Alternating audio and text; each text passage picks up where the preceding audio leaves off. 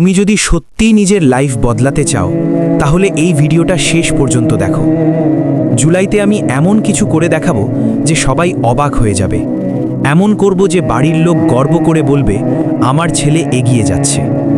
September, এখনও তো মাত্র 2 মাস গেছে, আর পরীক্ষার জন্য 6 মাস বাকি আছে। এখন 10 ঘন্টা পড়ার মতো সময় আছে।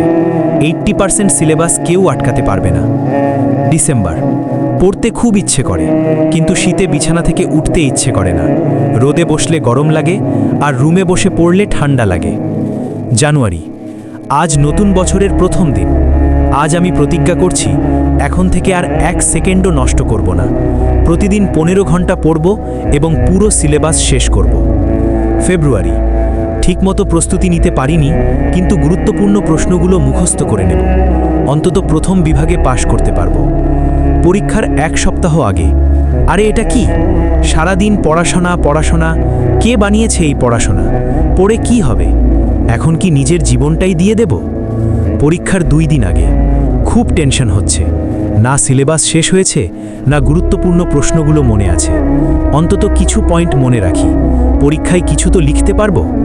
পরীক্ষার হলে, এই প্রশ্নটা তো দেখেছিলাম, কিন্তু মনে পড়ছে না। আর এটা তো স্যার করিয়েছিলেন, তবুও মনে নেই। আর দেখো, এই লোকটা সাপ্লিমেন্টারি কপি ভরে যাচ্ছে। বন্ধুরা বাইরে যেতে দিচ্ছে না। আগে বলতো চুপচাপ পরীক্ষা দাও, এখন আবার বলে কিভাবে লিখব। পরীক্ষা শেষ হওয়ার পর, আরে সি সেকশন তো বন্ধই ছিল। দেখি বাকিরা কিভাবে লিখেছে, মার্কিং কেমন হবে। রেজাল্টের দিন, আমি বলবো না এই ছেলের কি অবস্থা হবে। তার খাওয়া দাওয়া বন্ধ, ফ্রেশ না, কিছুই ঠিক নেই। পুরো বছর বিছানায় পড়েছিল, মোবাইলে সময় নষ্ট করেছে। সকাল দুপুর রাত সব সময় ফোনে আঙুল চালিয়েছে। তাহলে অবস্থা খারাপ হবে না কেন? পুরো বছর পড়াশোনা ছাড়া সব কিছু করেছে। তাকে শুধু একটা কাজ দেওয়া হয়েছিল, পড়াশোনা, আর সেটাই করেনি। বই সামনে রেখে গল্প বানাতো।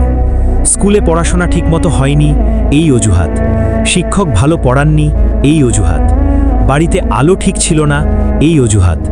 ঘুম ঠিকমতো হয়নি, এই অজুহাত। এত অজুহাত দিয়ে রেজাল্টও তেমনই হবে। সারা বছর কিছুই করলে না, এখন কি করবে? এভাবে সময় নষ্ট করলে কি হবে? এখনও সময় আছে। যদি এখন থেকে সৎভাবে পড়ো, সময় নষ্ট না করো, তাহলে এখনও পারো। 24 ঘন্টার মধ্যে 6 ঘন্টা ঘুম, 2 ঘন্টা খাওয়া দাওয়া, তারপরও 16 ঘন্টা বাকি থাকে। 1 ঘন্টা বিশ্রাম নিলে 15 ঘন্টা বাকি। এই 15 ঘন্টায় কি করো? আবার ঘুমাও? সারা বছর যা করেছো আর কয়দিন সহ্য করো, তারপর ছুটি পাবেই। এখন থেকেই যদি আলসেমি করো, তাহলে তোমার স্বপ্ন নষ্ট হয়ে যাবে। সারা বছর তো কোনো কোম্পানি চালাওনি, শুধু পড়াশোনা করার কথা ছিল।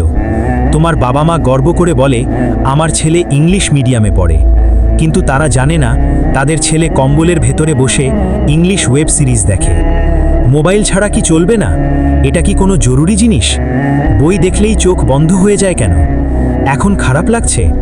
আমি গ্যারেন্টি দিচ্ছি, রেজাল্টের দিন এর চেয়ে অনেক বেশি খারাপ লাগবে। এখনও সময় আছে, নিজেকে বদলাও। মোটিভেশন দেখে কিছু হবে না, যতক্ষণ না তুমি সেটা বাস্তবে প্রয়োগ করছো। 1000টা মোটিভেশন ভিডিও দেখলেও কোনো লাভ হবে না। আজ 15 বছর, কাল 20 হবে, তারপর 25, তারপর 30। কিছুই বদলাবে না যদি এখন কিছু না করো। মোবাইলে শুধু ইন্টারনেট শেষ করার টার্গেট 1 জিবি, 2 জিবি। আর পড়াশোনার কোনো টার্গেট নেই।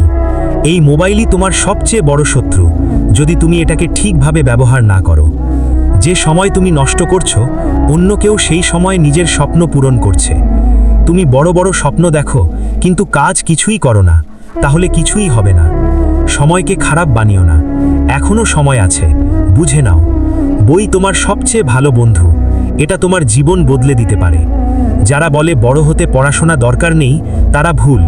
পড়াশোনা না করে কেউ বড় হতে পারে না। ডাক্তার যদি পড়াশোনা না করত, ভুল ওষুধ দিলে কি হতো? ইঞ্জিনিয়ার যদি ভুল হিসেব করত, প্লেন ভেঙে পড়ত। ছোট ছোট জিনিসও খুব গুরুত্বপূর্ণ, আর পড়াশোনার সময় তো আরও বেশি গুরুত্বপূর্ণ। তোমার বাবা মা কি বোকা? তারা কি এমনি এমনি তোমাকে পড়তে বলে? তারা জীবনে অনেক কষ্ট করেছে, তাই চায় তুমি যেন সেই কষ্ট না পাও। এখনও সময় আছে, তুমি কল্পনাও করতে পারবে না এই অল্প সময়ে তুমি কত কিছু করতে পারো। এইবার সত্যি করে চেষ্টা করে দেখো, নিজেই অবাক হয়ে যাবে। তুমি সাকসেসের দরজার সামনে দাঁড়িয়ে আছো। দরজার ওপারে সাকসেস আছে, আর দরজার তালা খোলার চাবি হলো পড়াশোনা। এই কথা মনে রাখো। যখনই পড়তে ইচ্ছে করবে না, এই কথাগুলো মনে করো। আর সব সময় একটা কথা মনে রাখবে, শুধু নিজের জন্য নয়, দেশের জন্য কিছু করতে হবে। এই ভিডিওটা যদি তোমাকে মোটিভেট করে, এক্ষুনি সাবস্ক্রাইব করো আর কমেন্টে লিখো, আই অ্যাম রেডি। আমি সবাইকে নোটিস করব।